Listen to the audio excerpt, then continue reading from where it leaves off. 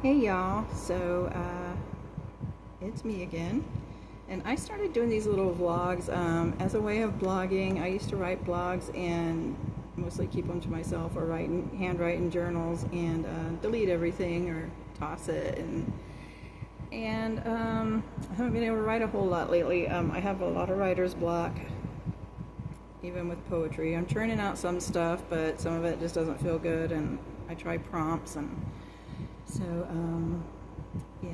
So anyway, I'm doing these, and I thought I would put them out there. Anybody wants to watch them, fine. If not, that's fine. But this is what it is. And today, I want to talk about bodies. And as I'm sitting here looking at my body, every time I see myself on these cameras, I feel like my shoulders are real big and my head's really small. So I'm reminding myself of that character on the old Beetlejuice movie with the big shoulders and the small head. So, yeah. Anyway, we're always our worst critic.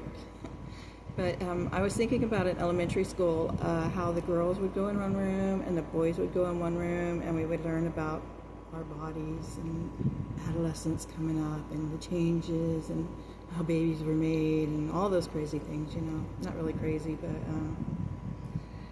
I remember the little pamphlet they handed out one year was something like you and your body. And even at that age, I thought, well, that's kind of odd. Like, aren't we one and the same? But yeah, apparently you and your body, I don't know.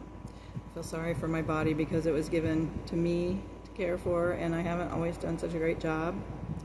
And then it's had some glitches. When I did hit adolescence, I had scoliosis that needed to be treated with a brace, and I never did wear one. I never did go to the appointments and stuff to get it, so it wasn't that I chose not to wear it, but I probably wouldn't have worn it anyway. But anyway, as I went through adolescence, I had a lot of what they would call them growing pains, but what it really was is one side of my body was growing a little taller than the other, so one shoulder's a little higher, one hip's a little higher, and I've had problems with my back and my spine and my shoulders and my legs my whole life.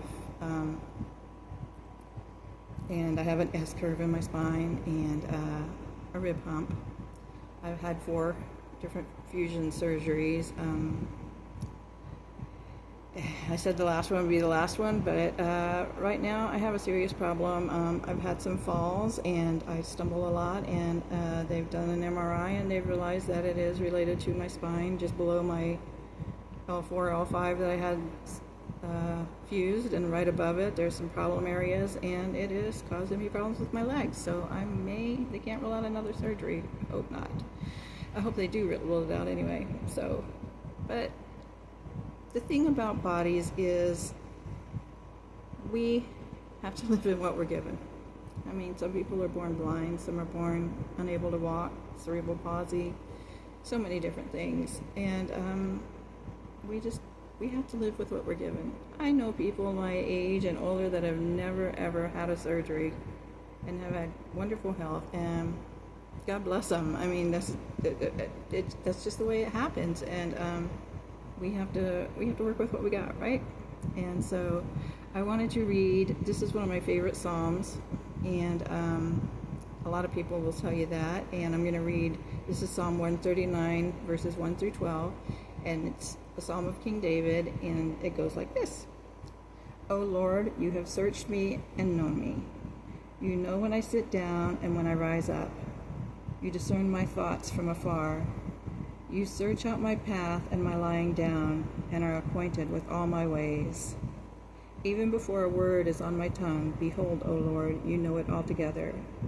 You hem me in, behind and before. You lay your hand upon me. Such knowledge is too wonderful for me.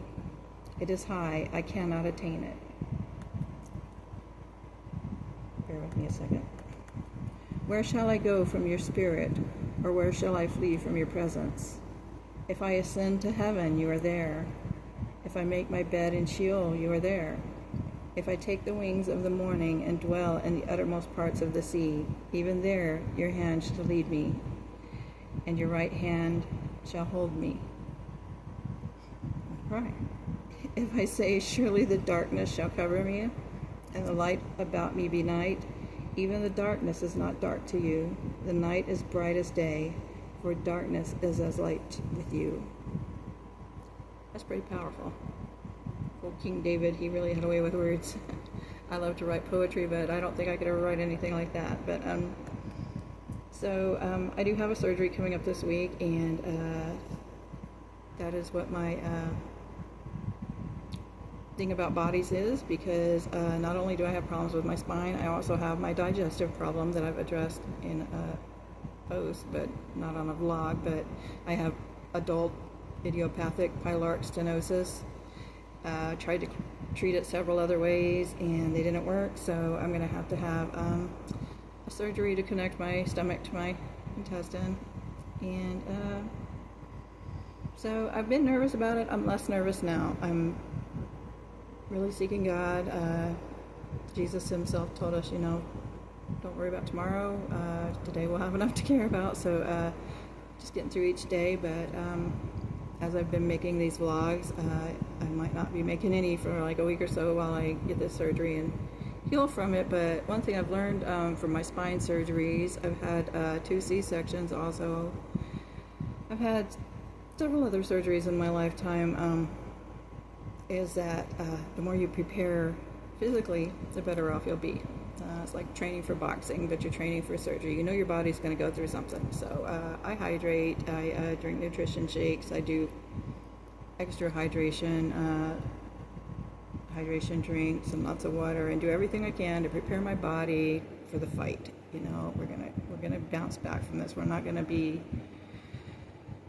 resigning ourselves to this being miserable. So finally got in that mindset, because there for a while I wasn't. I was pretty scared. So but I also know a lot of other people are going through some health issues. I have an aunt having problems with her heart, cousin having seizures, other cousins with autoimmune, and friends with different things, with cancer, and lots of things going on. And we all, us and our bodies, we're all going through life happens, and in this world, our bodies are, as we're growing older, our bodies are dying, our bodies are changing more than just from puberty. We're getting older, and everything's changing. So this was just a little video to encourage people that your health is important, and your body is important, but don't let it break you, because, and this is something that I cling to very much, is with my digestive issue.